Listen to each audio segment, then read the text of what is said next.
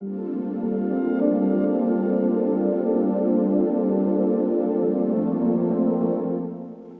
palabra que quiero compartirles en esta noche es una palabra sumamente cortita.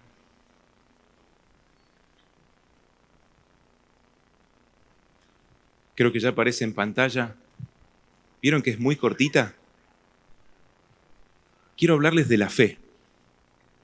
Y no por ser cortita, no deja de tener un enorme peso en las cuestiones eternas. Y vamos a comenzar o por lo menos disparar este tiempo, respondiendo una pregunta, y es, ¿cómo está tu fe? Yo te invito a que le preguntes a dos personas. Por el tipo de asiento que tenemos, muchos no nos podemos mover, así que izquierda y derecha, de última le podés alcanzar el hombro al que está delante, y pregúntale esto, ¿cómo está tu fe?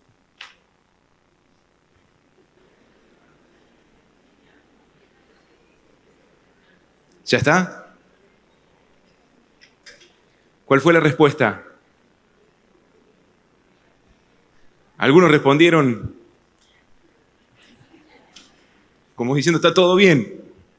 Se prende fuego todo, pero salimos así, ¿no es cierto? Por ahí algún otro un poco más sincero, a lo mejor. Bueno, vi alguno que respondía, con la cabecita hacía, ¿viste? Más o menos. Habrá alguno que quizá dijo, estoy hasta las manos. Re mal. Qué pregunta, ¿no? Bueno, vuelvo a hacer otra pregunta. ¿Cuántos a lo mejor hoy sienten que su fe es pequeña? ¿Se animan a levantar la mano? ¿Hay alguien? ¿Se animan a hacer, vieron cuando hacemos montoncito con las manos? En realidad el montoncito es así, ¿no? Pero marcar con el dedito el tamaño de la fe. Los que me dejaron las manitos arriba, que consideran que su fe es pequeña. Bueno, les tengo una buena noticia. Es suficiente. Es suficiente. No hace falta tener una fe muy grande para que tu mundo sea transformado. Para que tus problemas del tamaño de una montaña se puedan mover. El Señor Jesús dijo en Mateo 17, dice, si tuvieran fe, aunque fuera del tamaño de una semillita de mostaza, y le dijeran a este monte que se traslade al mar, el monte lo va a hacer. Y saben que muchas veces reaccionamos de una manera negativa a esa declaración del Señor, como diciendo, mi fe ni siquiera es del tamaño de una semillita de mostaza. Porque siempre lo hacemos desde la perspectiva de ver el enorme desafío que tenemos por delante. Personalmente creo que quizás el énfasis de Jesús pasaba más por decir, no hace falta tener una mega fe, una gran fe. Basta con tener un poquito de fe colocada en el lugar correcto y vas a ver lo que es el obrar de Dios, que no tiene límites. Si sentís que tu fe es chiquitita, es suficiente. Depositar en el lugar correcto. Ahora, ¿de qué hablamos cuando hablamos de la fe? Si buscamos en San Google, probablemente encontremos una definición como un conjunto de normas o dogmas de una determinada denominación o religión. Hay personas que piensan que, hay cristianos que no pueden definir la fe. Quizás tenemos que poner la palabra cristianos entre comillas, porque piensan que es algo difícil de explicar, que quizás es algo indefinible o difícil de comprender. Pero la realidad es que nosotros vivimos por fe. La fe es algo que nos atraviesa por completo a nosotros. ¿Y de qué hablamos cuando hablamos de fe? ¿Qué es la fe? Creo que la mejor pregunta que podemos hacer, o el mejor lugar donde podemos buscar la respuesta, está en la Escritura. ¿Qué dice la Biblia de la fe? Y sé que quizás a los más viejitos en este lugar, o los que más tiempo tienen en las cosas del Señor, seguramente el primer pasaje que les viene a su mente, ¿cuál es? Hebreos, capítulo 11, versículo 1. Si lo tienen en sus Biblias, ¿se anima a buscarlo y subrayarlo y dejarlo ahí marcado? El autor a los Hebreos, en ese capítulo 11, versículo 1, dice: la fe es la certeza de lo que se espera y la convicción de lo que no se ve. Repito, dice: es pues la fe la certeza de lo que se espera y la convicción de lo que no se ve. Podríamos decirlo de una forma más sencilla: es nuestra capacidad de creer y confiar. Cuando hablamos de fe, estamos hablando de nuestra capacidad de creer y confiar. Y quiero compartirte en esta noche 4 sencillos puntos sobre la fe. En primer lugar, la fe es necesaria para la salvación. El apóstol Pablo a los Efesios, capítulo 2, versículos 8 y 9, dice: porque por gracia sois salvos por medio de la fe. Y esto no es de ustedes, es una obra de Dios, y no por obras, para que nadie se gloríe. La fe es fundamental para la salvación, porque nosotros por fe podemos creer lo que dice el Evangelio de Juan, capítulo 3, versículo 16, cuando dice que de tal manera amó Dios al mundo, que dio a su Hijo unigénito para que todo aquel que en Él cree no se pierda, mas tenga vida eterna. Todo aquel que en Él cree no se pierda, mas tenga vida eterna. Por fe entendemos que no hay justo ni aun uno, que todos pecamos y por causa del pecado estamos destituidos de la gloria de Dios. Por fe también creemos lo que dice el apóstol Pablo en la carta a los Romanos, capítulo 5, versículo 8, que dice que más Dios muestra su amor para con nosotros, en que siendo aún pecadores, Cristo murió por nosotros. Por fe también creemos lo que dice el apóstol Juan, que a todos los que le recibieron y a los que creen en su nombre, Dios nos dio la potestad de ser hechos hijos de Dios. Y hemos sido incorporados a la familia de la fe. Porque por la obra de Cristo hemos sido arrebatados del reino de las tinieblas y trasladados al reino de su amado Hijo. Por fe creemos que en Cristo somos nueva criatura y que las cosas viejas pasaron y ya son todas hechas nuevas. El primer gran paso de fe que da toda persona es cuando acepta a Cristo en su corazón. Dios da esa gracia al corazón de la persona, de saberse pecador, de comprender el Evangelio y de recibir a Cristo en el corazón. Eso implica un gigantesco paso de fe.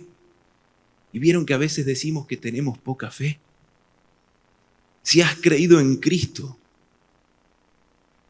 si has depositado tu corazón, si le has pedido perdón por tus pecados, has aceptado la obra de salvación de Cristo en la cruz, su muerte, su resurrección, si has sido sellado con el Espíritu Santo en tu corazón,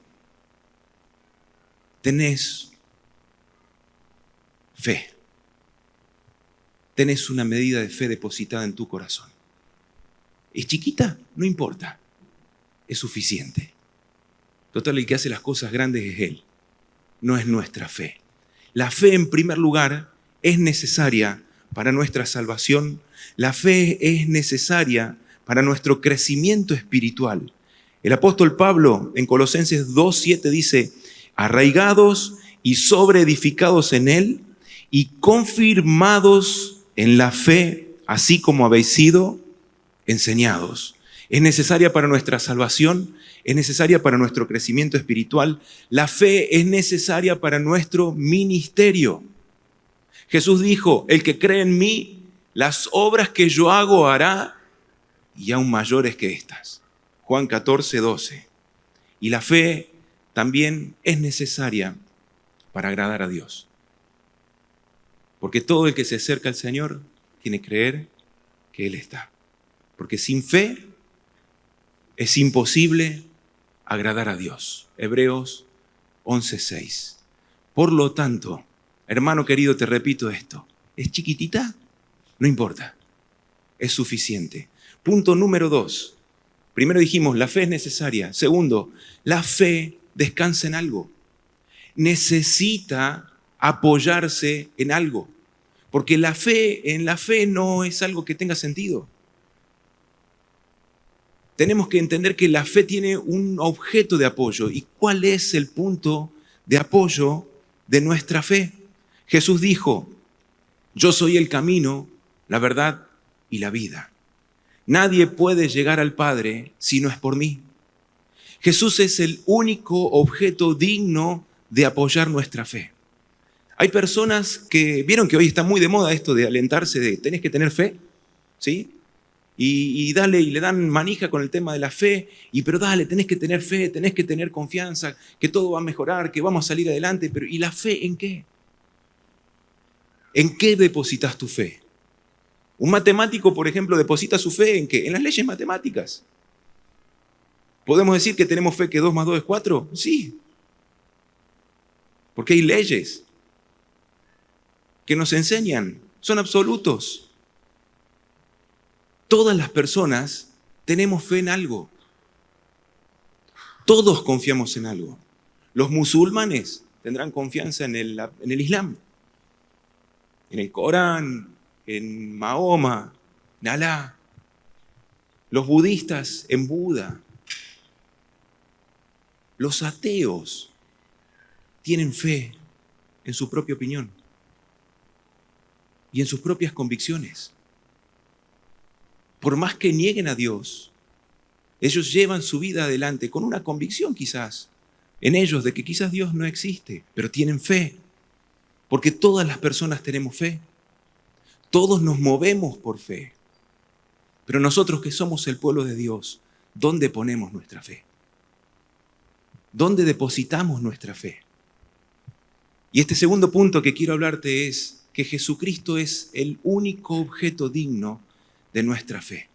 Porque Él es el mismo ayer, hoy y por los siglos. Porque en Jesucristo no hay mudanza ni sombra de variación, dice la Biblia. Que Él es siempre el mismo, es inmutable. Él es la roca eterna. Él es la roca sobre la cual nosotros podemos edificar con confianza nuestra vida y apoyar nuestra vida en sus promesas, en su palabra, en su compañía con nosotros. La Biblia nos enseña que Jesucristo, escuchen esto, es bueno. Que Jesucristo es el refugio en el día de la angustia. Es protector de los que en Él confían. Que Jesucristo es lento para la ira, imponente en su fuerza. Que Él es el pan de vida. La Biblia dice que Jesús es el pan que descendió del cielo. Es el agua de vida. Es manso y humilde de corazón. La Biblia dice que Él es el Hijo amado, el unigénito del Padre, el heredero de todo. La Biblia enseña que Él es creador, es resplandor de la gloria de Dios y Jesús es una fiel imagen de lo que Dios es. Dice la Biblia que Jesús es sustentador, Hijo de Dios, sustituto, vencedor, eterno, es exaltado sobre todo.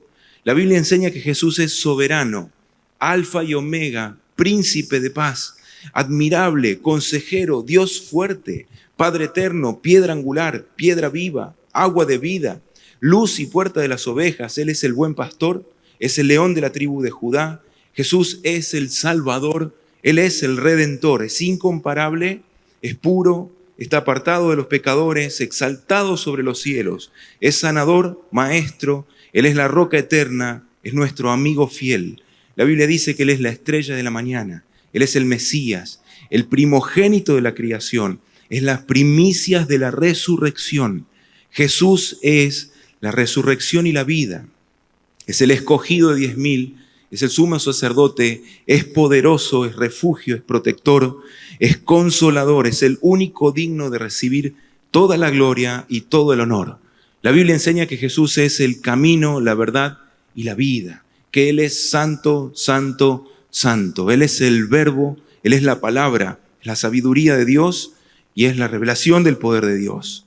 Es superior a los ángeles. La Biblia dice que Él es superior a Moisés, es el apóstol de la fe, arquitecto de la creación, hijo del hombre, hijo de David, Dios, fiel, justo, misericordioso, es el Cordero de Dios y es el único que hace maravillas. Es nuestra fortaleza, es nuestro libertador y defensor. Él es siervo, es indestructible, es invencible y es irresistible. Me quedaron grabadas las palabras del pastor Aníbal en Cuba. Decía, Jesucristo es indetenible. Él es el único objeto digno de apoyar y arraigar nuestra fe. Porque Él es el mismo que fue hace 2000 años, lo fue hoy y lo va a ser mañana. Punto número 3. Y voy avanzando. Dijimos que en primer lugar la fe es necesaria. La fe necesita apoyarse en algo. Punto número 3, creo que está saliendo, ¿no? Se fue de acá. Ahí va. Nuestra fe es inteligente. Solemos pensar o tenemos muchas veces el prejuicio de que cuando hablamos de fe tenemos que hablar de un suicidio a la razón. Y es todo lo contrario. Es todo lo contrario. Nuestra fe no se opone ni a la ciencia ni a la razón. Es más, camina por encima de eso. ¿Cuántas veces lo hemos escuchado, Gerardo, citarlo a Tomás de Aquino, que decía que la fe es suprarracional? No es antirracional, sino que camina por encima de la razón y se sostiene aún desde la razón. Cuando nosotros empezamos a depositar nuestra confianza en Cristo y en su palabra y depositamos nuestra fe en sus declaraciones, no lo hacemos porque alguna vez se nos cruzó por la cabeza. Lo más probable es que hemos hecho un análisis en nuestra cabeza y hemos luchado en nuestro interior sobre si dar o no ese paso de fe. Y hemos tomado la decisión de confiar en lo que enseña su palabra. Hay muchísima evidencia que puede sostener la inerrancia de las Escrituras y la fidelidad de la palabra de Dios. Creemos en su palabra no solo porque vemos el resultado en nosotros, no solo porque vemos lo que produce en nosotros cuando somos llenos de la palabra de Cristo o lo que vemos en nuestros hermanos, sino porque entendemos que su palabra es eterna. Y podríamos decir, bueno, pero la Biblia misma está diciendo que la Biblia es eterna. Hay muchísimas evidencias bíblicas de la fidelidad, evidencia hasta arqueológica de la fidelidad de las Escrituras. Hay un libro que se llama Evidencia que exige un veredicto y cita la opinión de un matemático de Pasadena, Peter Stunner, director del Departamento de Matemáticas en la Universidad de Astronomía en Pasadena. En este libro ellos se dedican a hacer una serie de recopilación de información científica para avalar la evidencia bíblica. Y cuando ellos hablan sobre las profecías del Mesías, observan que hay más de 300 profecías del Mesías en el Antiguo Testamento. Que a lo largo de un par de milenios se escribieron más de 300 profecías antes de la venida de Jesucristo. Y han hecho el cálculo matemático que para que se cumpliesen tan solo 8 de más de 300 profecías, tan solo 8, es un número que es 10 elevado a la 17. Probablemente sea un número que ni siquiera ya nos entra en la calculadora. Para que se cumpliesen solamente 8 profecías. Cuando se observa el nacimiento de Jesús, puesto que es algo que uno no puede elegir, ni el tiempo ni el lugar de nacimiento, la vida de Cristo, su muerte, la forma de su muerte, sus enseñanzas, su resurrección, para que se cumpliesen tan solo 8 de más de 300 profecías, estamos hablando de las probabilidades de 10 a la 17. Si eleváramos y le sumáramos, se tienen que cumplir 8 más de las más de 300. El número sería 10 a la 45. Literalmente es un número que yo ni siquiera sé leerlo. No me entraba, estos días trataba de ubicarlo en la calculadora y no me entraba.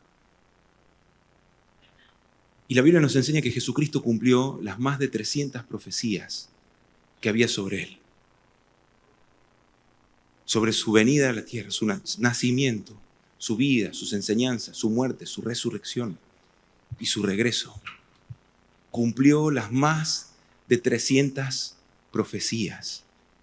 Cuando nosotros enseñamos que la Biblia es la palabra de Dios y es útil para enseñar, redarguir, corregir, instruir, transformar el corazón del hombre, lo hacemos porque tenemos la total convicción de que realmente es la palabra de Dios y le creemos a sus promesas, a las más de 3.000 promesas que hay en la Escritura.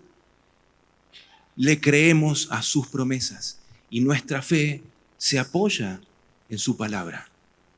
Y si Él lo dijo, Él lo va a cumplir.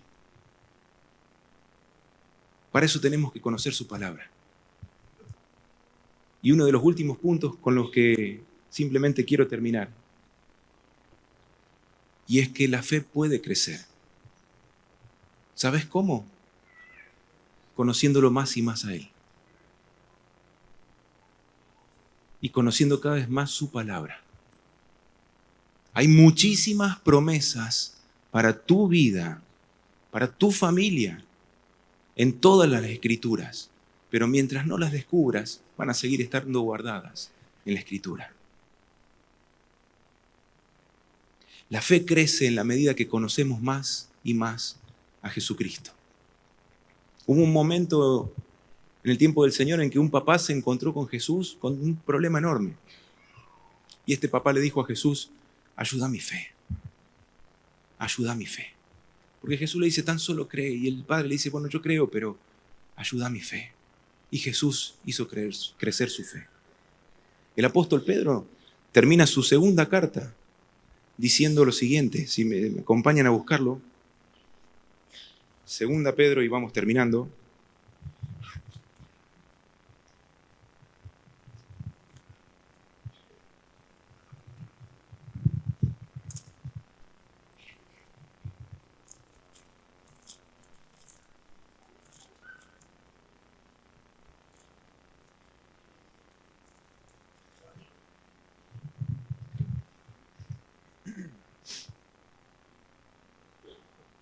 Capítulo 3, 17 dice: queridos amigos, ustedes ya saben estas cosas, así que manténganse en guardia, entonces no serán arrastrados por los errores de esa gente perversa y no perderán la base firme que tienen. En cambio, crezcan en la gracia y el conocimiento de nuestro Señor y Salvador Jesucristo.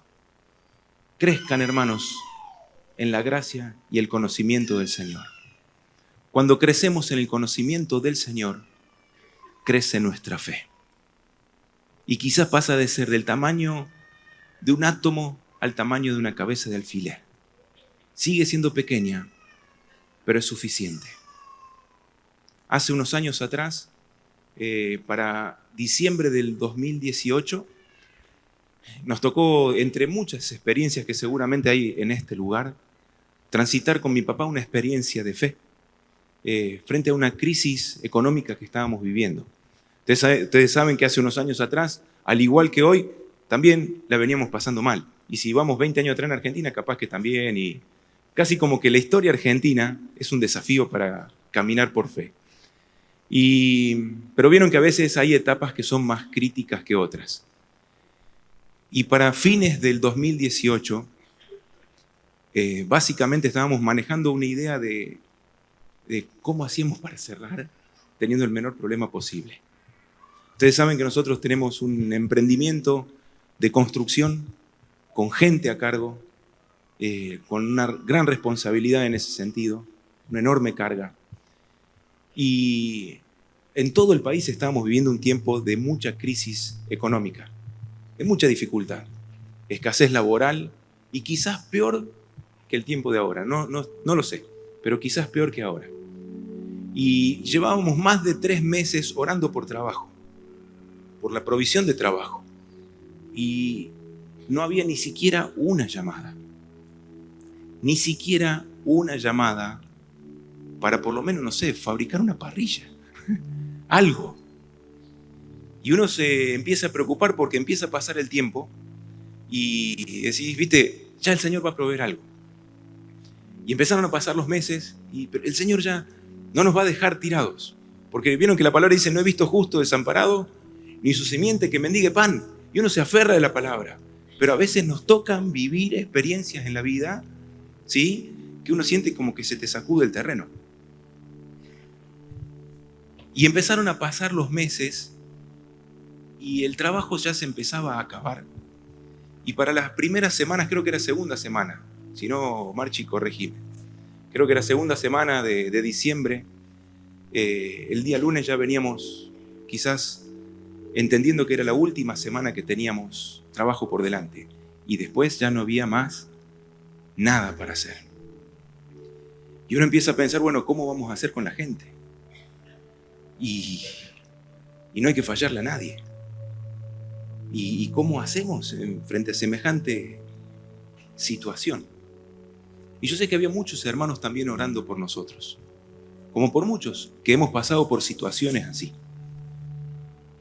Y ese lunes a la mañana me meto a la oficina para hablar con el viejo y lo vi tan embochinchado en papeles y en números. Y vieron cuando uno ve a una persona que está con la calculadora y con la lapicera y agarrándose la cabeza. Y obviamente uno desde el otro lado del escritorio posiblemente lo vive diferente, ¿no? Pero con una enorme carga y tenían mi deseo de decir, tenemos que seguir orando. Y veníamos orando juntos. Esos fueron los meses que yo sé que ustedes, si han pasado por esto, me van a entender. Cuando todas las herramientas se te rompen. Parece a propósito. Se nos rompieron las grúas, se rompían los vehículos, que la camioneta, siempre pasaba algo. Y vos querés traccionar y vos decís, bueno, me levanto más temprano y le pongo más ganas y le metemos ficha a esto. Y pareciera que todo va de mal en peor. Literalmente. Aun cuando uno más esfuerzo pone, peor salía. Y esa mañana cerca del mediodía estaba parado en el semáforo de... ¿Dónde estamos? Acá, donde está el tanque de agua, allá por la ruta, y venía orando adentro. ¿Vieron cuando uno está manejando y vas hablando con el Señor así en tu interior? Y dice, Señor, estamos al horno ya. Literalmente uno viene vendiendo todo lo que tiene y vendiéndolo mal, y ya se acaba el respaldo. Esto se termina, Señor. Y con el peso de decir, Señor, posiblemente lo perdemos todo. Y aún con el peso de decir, el que le puso el nombre a todo esto fue mi papá, no fui yo. Entonces yo sé que suena más fácil. Y hubo algo acá dentro del corazón, en ese semáforo ahí paradito, en el que no lo escuché de forma audible, pero les puedo asegurar que vos podés distinguir cuando es Dios que te está hablando. Pero me tenés a mí. Me tenés a mí. Y vos sabés lo que es venir embochinchado en la cabeza con los problemas, ¿Vieron cuando se bloquea el cerebro buscando soluciones que no hay? Pues yo te estoy compartiendo una crisis económica.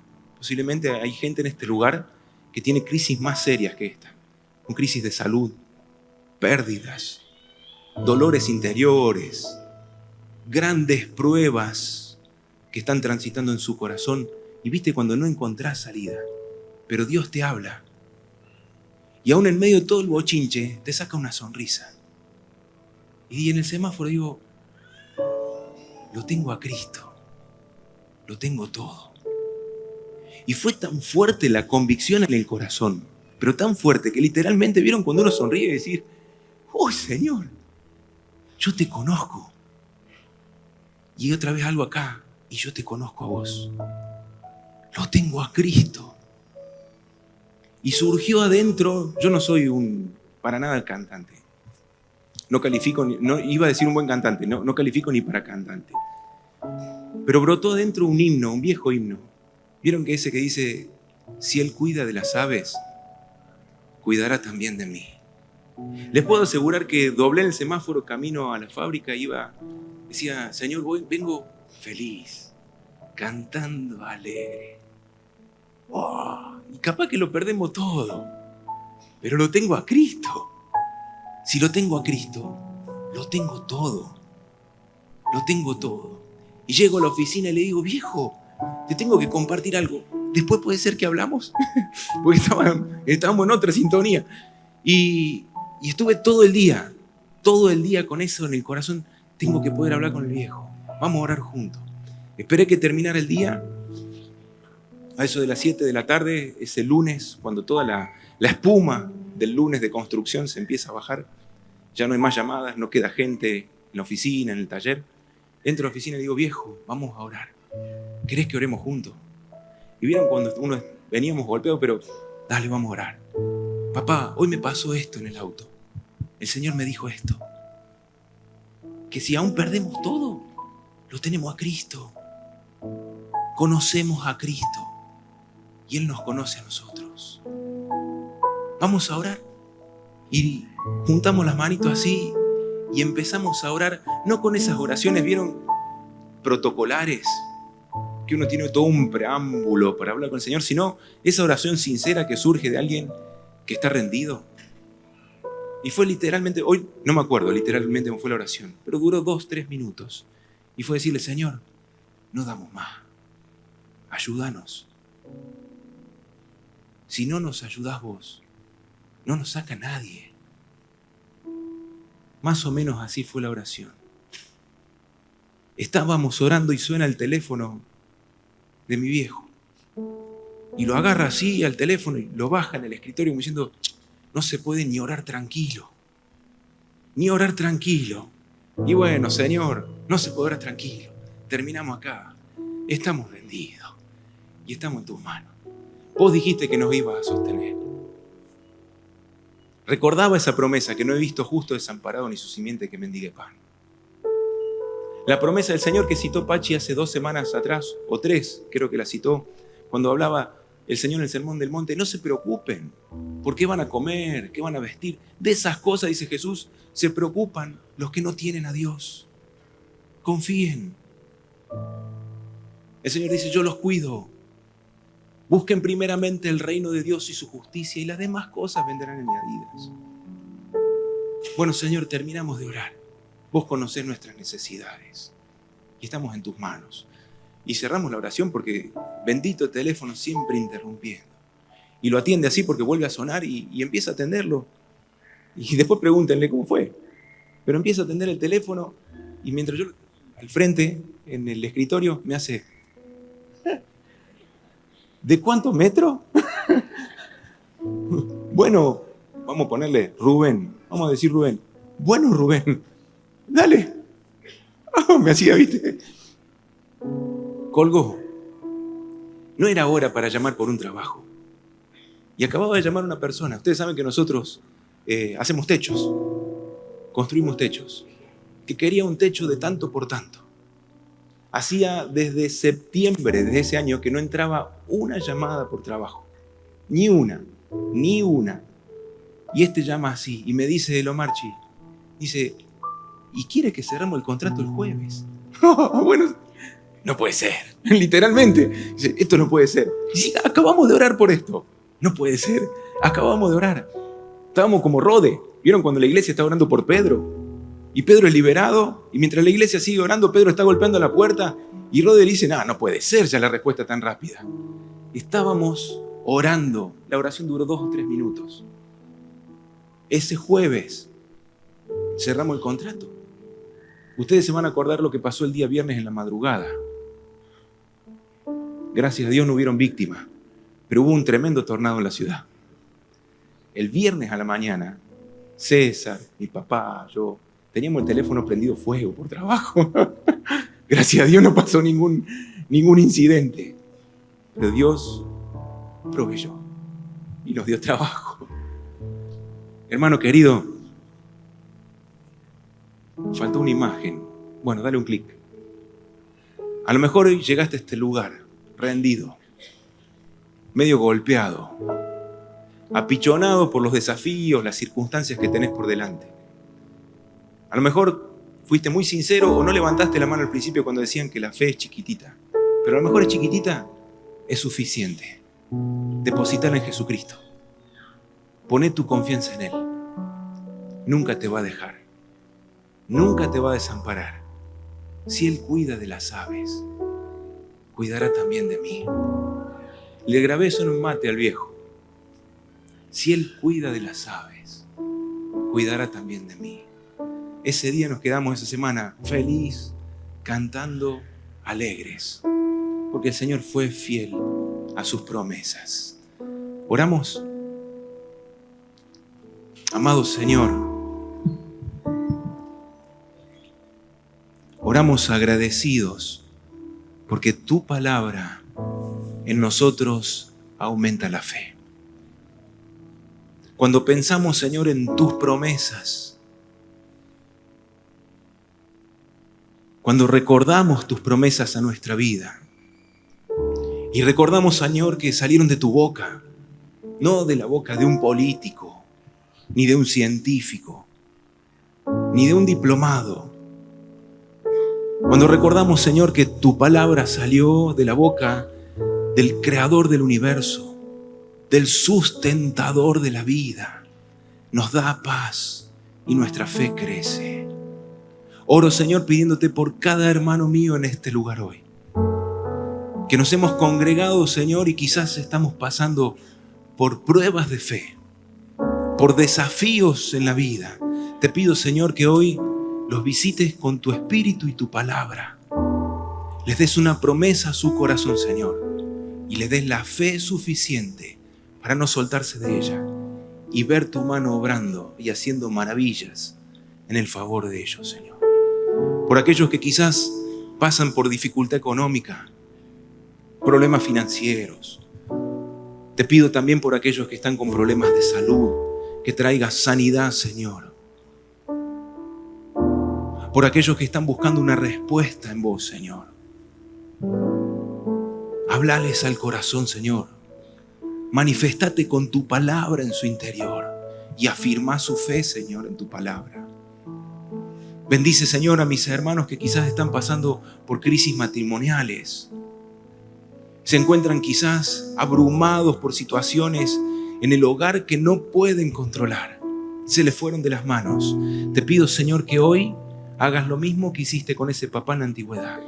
Les aumentes la fe, los ayudes a creer y les permitas ver tu respuesta en esta semana, para que solamente a vos sea toda la gloria.